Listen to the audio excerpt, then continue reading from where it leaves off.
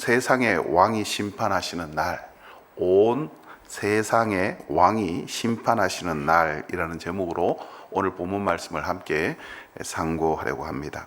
오늘 본문 말씀을 요약하자면 온 땅이 달라져서 벌판처럼 평지가 될 것이고, 그리고 예루살렘은 높이 솟아 높은 산이 될 것이라고 하시는 말씀입니다. 온 땅이 아라바 같이 되되라는 이 아라바라는 말이 실제 지명이기도 하지만 또 이 아라바라는 말이 이제 평지라는 말입니다. 그래서 온 땅이 평지같이 될 것이고, 예루살렘은 높이 솟아서 높은 산이 될 것이다 라는 예언이죠. 그리고 그때에 여호와 하나님께서 온 땅의 유일한 왕이 되시고, 그리고 예루살렘과 전쟁하는 모든 민족들, 또 예루살렘을 대적하는 모든 민족들에게는 이제 재앙을 내리실 것인데, 이제 살이 썩는 재앙을 내리실 것이다라고 말씀하시죠.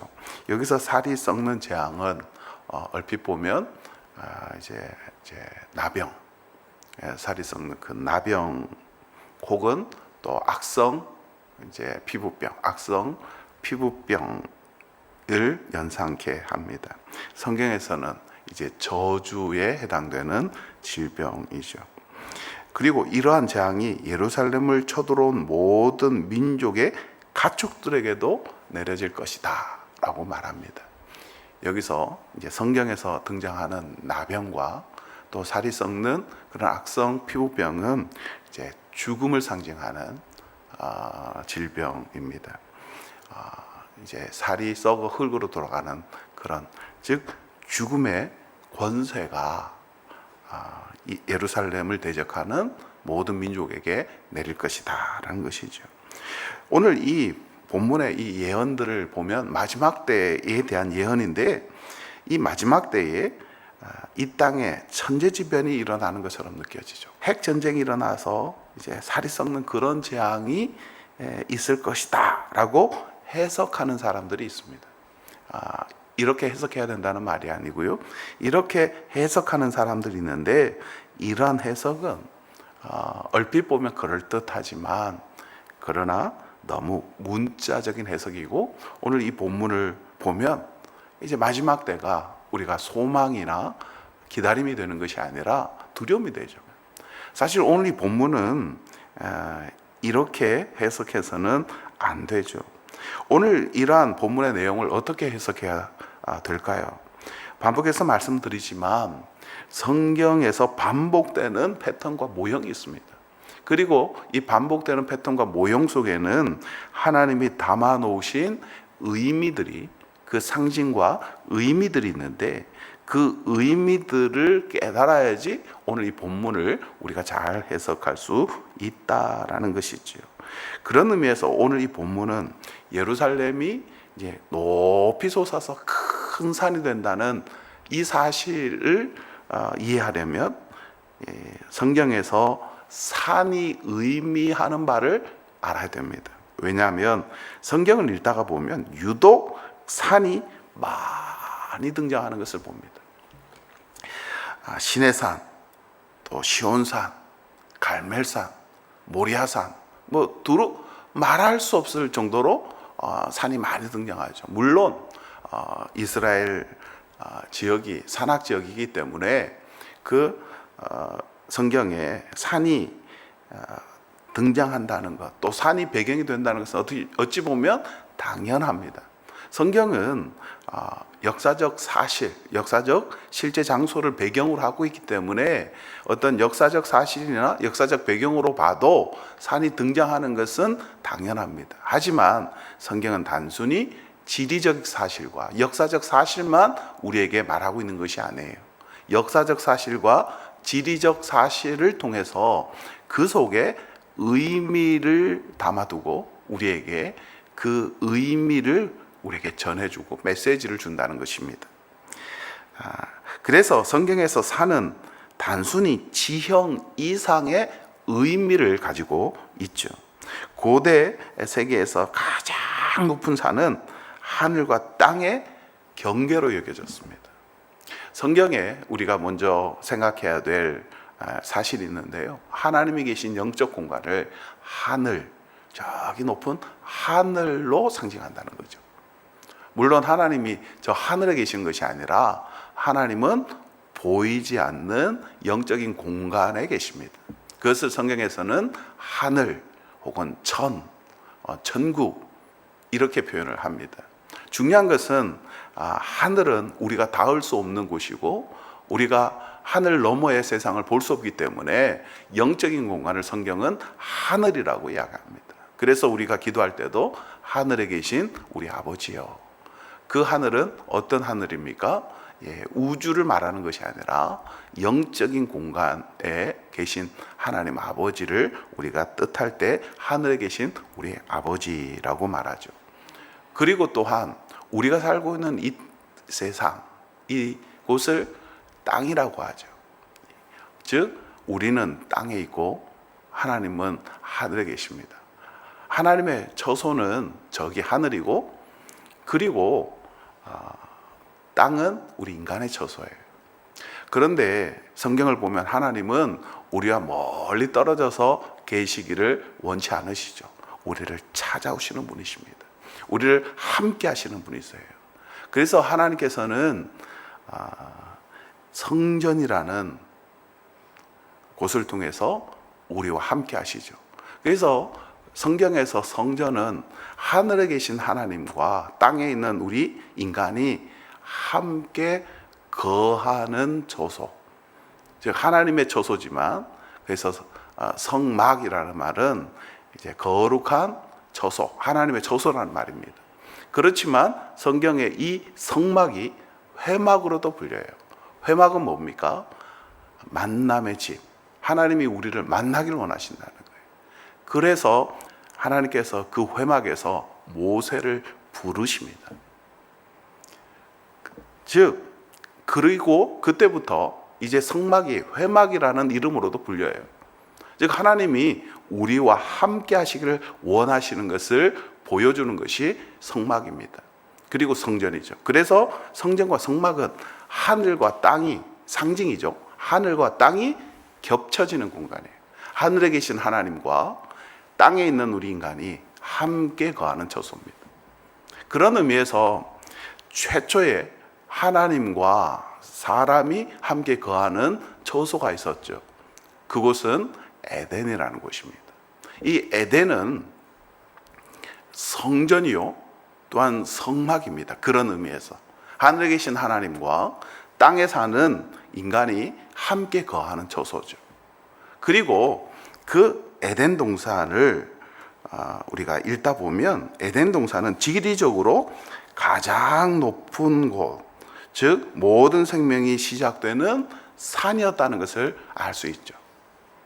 그러니까 우리가 생각하는 작은 어떤 마을의 작은 산보다는 작은 동산, 어떤 그런 의미의 동산이 아니고 동쪽의 산, 큰 산이었다는 겁니다. 왜 에덴이 산일까요? 산의 이미지를 잘 생각해 보시면 돼요. 하늘과 땅이 만나는 경계. 그래서 가장 높은 하늘과 높은 하늘과 이 땅이 서로 만나는, 그래서 가장 하늘에 가까운 곳이 바로 산이죠. 그것도 산 정상이 그렇습니다. 그래서 성경에서는 에덴을 높은 산으로 이야기를 하는데요. 특별히 창세기 2장에 보면 이 에덴의 묘사가 이 높은 산임을 보여주죠. 이 산에서부터 강 하나가 흘러나오기 시작하고, 그리고 이 샘이 흘러나오기 시작하고, 그리고 동산을 적시고 그곳에서부터 갈라져 4개의 큰 강을 이루어서 사방으로 흘러갑니다. 이 묘사에 따르면 에덴에서 발원한 이 샘 하나가 이제 강의 근원이 되어서 온 세상을 적시는 4개의 거대한 강, 비손, 기혼, 티그리스, 유프라테스의 강이 되는 거예요. 물은 어디서부터 어디로 흐릅니까? 높은 곳에서 낮은 곳으로 흐릅니다. 즉 에덴은 모든 물의 근원이요, 또한 세상에서 가장 높은 곳에 위치한 산의 정상이었음을 보여주는 명백한 지리적인 묘사죠. 그런데 이 최초의 인류인 아담과 하와가 범죄함으로 그 에덴 동산에서 쫓겨납니다. 이는 무엇을 우리에게 상징합니까? 저 하늘에 계신 하나님과 우리가 이제 함께 거하지 못하게 됐다는 거예요. 하나님과 우리 사이가 멀어졌다는 거예요. 이제 지리적으로 생각해 보면 그 높은 산에서 이제 쫓겨났다라는 말은 이제 그 산 정상에서 이제 저기 낮은 평지로 쫓겨났다는 말이에요. 이것을 물리적으로 보면 하늘에 계신 하나님과 우리 사이가 멀어졌다는 거죠. 물론 이것은 실제적인 어떤 물리적인 거리보다는 영적인 의미가 훨씬 더 큽니다. 하나님과 우리 사이가 멀어지게 되었다는 거예요. 하나님과 우리 사이의 교제가 멀어지게 되었다라는 것입니다.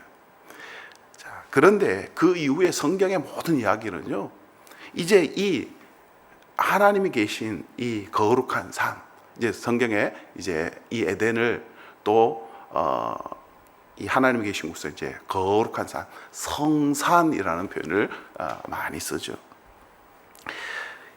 그 이후에 성경의 모든 이야기는 다시 이 거룩한 산으로의 회귀, 돌아감의 이야기입니다. 대홍수 이후에 노아는 이제 하나님 앞에 제사를 드리는데요, 이 노아의 방주가 최초로 이렇게 정착한 이 머문 산이 아라랏산이에요.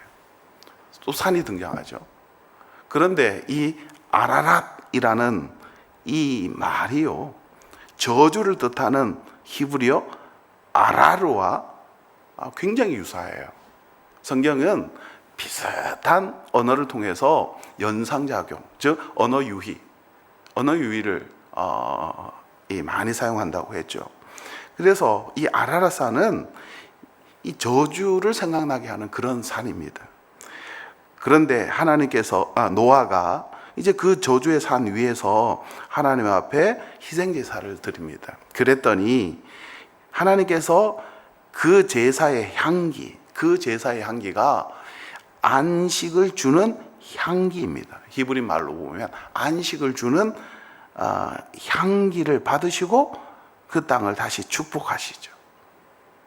여기서 우리는 노아의 이 이야기 속에 저주의 산이 되어버린 그곳을 이제 하나님이 기뻐하시는 제사를 통해서, 또 노아를 통해서 이제 저주의 산이 축복의 산으로 바뀌는 그런 것을 우리가 보게 됩니다.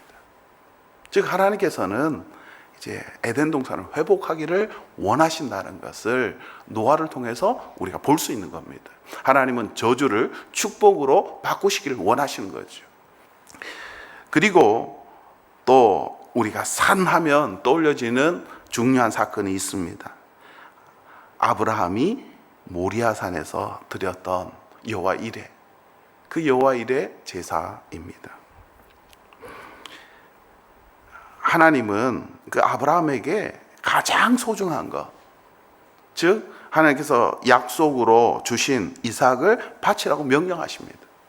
아담과 하와가 이 거룩한 산, 이 에덴 동산에서 그들이 쫓겨난 이유가 무엇입니까?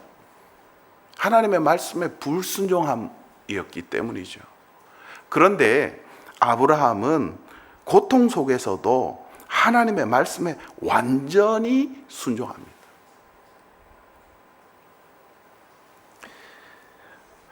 그가 칼을 들어 아들을 바치려는 순간 하나님은 그의 순종을 보시고 그를 멈추시게 하셨죠. 그리고 아들 대신할 수량을 직접 준비하셨습니다. 이 사건은 산 위에서의 온전한 순종이 어떻게 하나님의 놀라우신 예비하심, 준비하심이 되는지를 보여주는 아주 중요한 원형이 됩니다. 어쨌든 중요한 것은 지금 이 모리아산의 이 사건도 에덴 동산의 사건과 서로 연결되어서 해석이 된다는 거예요. 이제 아브라함이 순종함으로 하나님의 예비하신 것들, 하나님이 준비하신 좋은 것들을 누리게 되는 것을 보여주는 거예요. 순종은 하나님이 예비해 주신 좋은 것들을 보게 되는 사건이죠. 그런데 아담과 하와는 불순종함으로 하나님이 예비해 주신 좋은 것들을 누리지 못하게 되었다는 것을 또한 역설적으로 보여줍니다. 또한 모세는 시내산에서 금송아지를 만들어 우상에 빠진 이스라엘 백성들을 위해서 자신의 목숨을 걸고 중보하죠. 그 시내산에서 이제 저 산 밑에서 지금 범죄하고 있는 이스라엘 백성들을 향해서 그가 자기의 목숨을 담보로 합니다. 내 생명을, 내 이름을 생명책에서 지워버리시더라도 저들을 용서해 주십시오.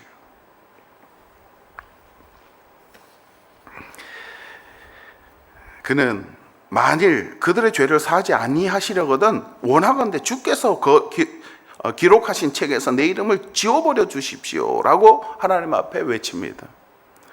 백성을 대신해서 자신을 온전히 내어놓는 모세의 모습은 산 위에서 백성의 죄를 위해 희생하는 중보자의 역할을 우리가 선명하게 볼 수 있습니다. 이처럼 아브라함과 모세는 산 위에서 희생적인 순종을 통해 중보자의 길을 보여주었지만 그러나 그들도 역시 완전하지 않습니다. 어쨌든 또 성경에서 중요한 산에서의 이야기들이 일어납니다. 다윗은 언약궤를 시온산이 예루살렘이죠. 역시 산입니다. 시온산으로 가져와 그곳을 이스라엘의 새로운 중심으로 삼으려고 합니다. 이 다윗의 모습 속에서 우리는 에덴을 회복하려고 하는 그런 모습을 보게 되는 거예요. 물론 다윗이 에덴을 생각하면서 하는 것은 아니지만 그 속에 어떤 산의 그 이미지를 가지고 올 때 그가 이제 온전히 성전이 에덴을 상징한다고 하지 않았습니까? 그러니까 시온산을 통해서 하나님의 다스림과 임재를 회복하려고 합니다. 그렇지만 다윗 역시 실패합니다. 에덴의 비극이 예루살렘 정상에서 그대로 재현되죠. 다윗의 범죄를 보면 다윗이 높은 곳에 있어요. 높은 곳에서 이렇게 내려다봅니다. 그러니까 지금 시온산에 세워져 있는 그 다윗의 왕궁은 일종의 작은 에덴이에요. 그 높은 곳에서 이렇게 내려다보는데 내려다보면서 그가 범죄하게 되죠. 그가 이렇게 밧세바를 내려다보는데 성경에 보니까 보기에 심히 아름다운 밧세바를 봅니다. 이 장면은 무엇을 생각나게 합니까? 하와가 선악과를 바라보고 보기에 좋게 여기는 것과 똑같아요. 이 아름답게 여긴다라는 말과 보기에 좋다라는 이 말이 다 똑같은 토브예요. 즉 눈으로 보고 지금 유혹을 당하는 거예요. 그럴 때 그가 정확히 하와의 실패를 따라갑니다. 눈에 보기 아무리 좋아도 하나님의 말씀대로 살아야죠. 하나님의 말씀은 어떻습니까? 내 이웃의 것을 탐내지 말라고 했어요. 간음하지 말라고 했어요. 그런데 하와는 어땠습니까? 선악과를 먹지 말라는 하나님의 말씀을 거역하고 취했어요.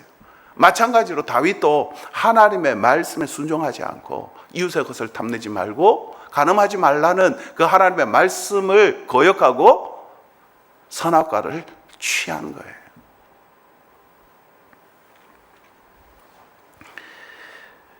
더 나아가 다윗은 말년에 하나님 대신 자신의 군사력을 의지하기 위해서 인구조사를 강행했고 이로 인해서 백성에게 끔찍한 재앙이 내렸죠. 이것 역시 아담과 하와의 실패를 보여주는 사건입니다. 하나님을 의지하기보다는 자기의 힘과 자기의 지혜, 자기의 능력을 의지하는 선악과의 사건이에요. 여러분, 선악과의 사건은요, 옛날의 사건이 아니에요. 반복되는 패턴이에요. 아브라함에게서도 찾을 수 있고 다윗에게도 찾을 수 있습니다. 어쩌면 오늘 우리에게서도 찾을 수 있어요. 하나님의 말씀보다는 내 생각, 내 계획, 내 지혜.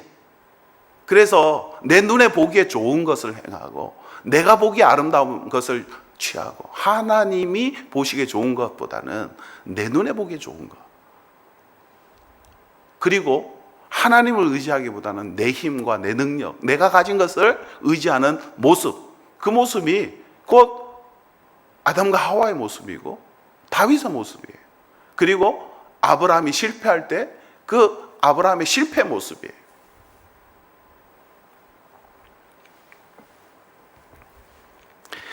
솔로몬은 기본 산당에서 하나님께 지혜를 구하며 처음에는 이 시험을 잘 통과하는 하나님께 이 지혜를 구하고 하나님의 지혜를 따라 사는 사람처럼 보였지만 그가 또한 성전을 완공한 후에는 어땠습니까? 넘치는 선함, 하나님이 주시는 그 좋은 것들로 말미암아 도리어 그는 타락하고 맙니다. 그래서 결국 수많은 이방 여인을 아내로 맞이하고요, 하나님이 아내를 많이 두지 말라는 그 말씀에 정면으로 대치합니다. 자신의 방법으로 지금 나라를 부강하게 만드는 거예요. 이 역시 에덴 동산의 사건이에요. 그리고 이 이방 여인들을 위해서 그들의 신들을 섬기는 그런 산당을 곳곳에 지어서 실패의 길을 걷습니다.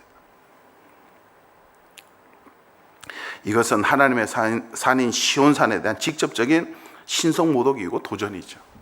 마치 이것은 아담이 이 간교한 뱀을 하나님의 거룩한 산인 그 에덴 동산에 허용한 것과 같은 거예요.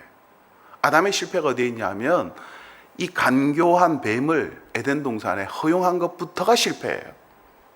왜냐하면 제사장으로 비유할 수 있는 아담의 사명 중에 하나가 에덴 동산을 가꾸고 지키는 것입니다. 역시 솔로몬이 해야 할 것은 이 거룩한 산인 그 시온산을 지키는 것이었는데 그 곳에 온갖 뱀들을 허용한 거예요. 산당을 허용한 거죠. 이 세상에서 가장 지혜로운 자마저 감당할 수 없는 풍요에 무너지고 맙니다. 인간의 지혜만으로는 이 하나님의 거룩한 산에 오를 수 없음을 보여주는 이 근본적인 한계를 보여주는 거예요. 구약의 가장 위대한 영웅들조차도 이 하나님의 거룩한 성산에 오르는 것에 다 실패했죠. 그래서 시편에 보면 하나님의 거룩한 성산에 오를 자가 누구냐라는 질문이 시편에 있습니다. 아브라함, 모세, 다윗, 솔로몬의 이야기는 우리에게 완전하고 실패하지 않을 단 한 명의 중보자가 필요함을 강력하게 보여줍니다. 구약의 모든 산 이야기와 중보자들의 그 실패는 단 한 사람, 모든 실패의 고리를 끊고 온전히 거룩한 성산에 오를 그 한 분을 우리에게 소망하게 만듭니다. 그런데 그분이 누굴까요? 그분이 바로 예수 그리스도이십니다. 예수님은요, 구약의 모든 중보자의 패턴을 완성하신 분이세요. 중보자의 모형을, 이 중보자의 이 모형을 온전히 이루신 분이 예수 그리스도이십니다. 그래서 아브라함은 아들 이삭을 바치라는 시험에 순종했는데 하나님의 아들이신 예수님은 스스로 거룩한 희생 제물이 되어 주셨어요. 이 모리아산, 이 거룩한 성산에서 하나님의 뜻에 온전히 순종하신 분이십니다.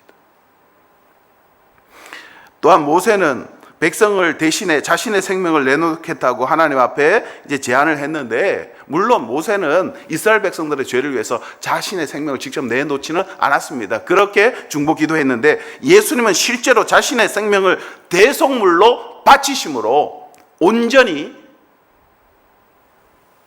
그 거룩한 산에서 중보자의 모습을 이루셨어요. 다윗과 솔로몬은 성전을 통해 하나님의 임재를 가져오려고 했지만 그들은 실패했습니다. 하지만 예수님은 스스로 성전이 되셔서 그를 통해 우리가 하나님께 나아갈 수 있는 길을 여셨고, 예수님 자신이 임마누엘, 우리와 함께 하시는 하나님, 에덴의 그 축복을 이루신 분이에요. 그리고 그 예수님은 상징이 아닌 산 꼭대기가 아닌 실제로 저 하늘로 올라가셨어요. 승천하심으로. 그리고 그곳에서 모세가 또 아브라함이 그리고 다윗이 했던 그 모든 중보자의 사명을 하나님 보좌 우편에서 우리를 위하여 하고 계십니다. 즉 예수님이 이제 그 하나님 계신 산 정상에 오르심으로 이제 우리 모두가 그 산에 오를 수 있는 길을 새롭게 여신 거예요. 오늘 이 성경의 이 큰 그림을 우리가 볼 때 오늘 이 본문이 제대로 해석되는 거예요. 예루살렘 성전이 예루살렘에 있는 그 산이 높아진다는 말은 단순히 지형적인 변화를 의미하는 것이 아니라 에덴의 회복을 의미하는 것입니다. 그런데 그 에덴의 회복을 누가 이루셨냐? 예수 그리스도께서 산에서 이루셨어요. 오늘 이 본문은 이제 마지막 때가 되면 하나님께서 하나님의 거룩한 산, 하나님의 거룩한 산을 회복하시겠다는, 에덴의 축복을 회복하시겠다는, 그래서 하나님이 우리와 함께 하시겠다는 예언의 말씀이에요. 이것을 무슨 문자적으로 핵전쟁이니 지진이니 그렇게 해석하면 공포스럽죠. 그러나 하나님이 우리 가운데 함께 하신다는 이야기. 그런데 이 이미지가 요한계시록에서는 전혀 다르게 나타납니다. 산이 높아지는 것이 아니라 새 예루살렘이 우리 가운데 내려와 이 땅이 새하늘과 새 땅이 됩니다. 거룩한 성산 자체가 되는 것입니다. 그리고 오늘 본문에 나오는 이 살이 썩는 재앙은요, 죽음의 이미지고 지옥의 이미지예요. 하나님을 대적하는 많은 사람들은 이 새하늘과 새 땅이 아니라 음부, 저 사망의 권세 가운데 있게 된다는 사실입니다. 만약에 오늘 본문을 우리가 이렇게 해석한다면 주님 오시는 날, 여호와의 날, 그날은 두려운 날이 아니에요. 물론 예수님을 믿지 않고 하나님을 대적하는 사람들에게는 두려운 날이고 재앙의 날이지만, 그러나 예수 그리스도를 믿는 우리에게는 에덴의 회복이고 하나님이 우리와 함께 하시는 축복의 날인 것입니다. 그래서 초대교회 성도들은 마라나타 신앙, 주 예수여 어서 오시옵소서 라는 이 신앙으로 살았습니다. 오늘 여러분들에게는 마라나타의 신앙이 있습니까? 아니면 이 땅이 아직도 좋으십니까? 물론 이 땅에서 우리가 최선을 다해야죠. 하지만 우리의 소망은 저 하늘에 있습니다. 새하늘과 새 땅에 있습니다. 이 소망을 가지고 이 땅에서 승리하며 살아가시는 저와 여러분이 되기를 주님의 이름으로 축복합니다.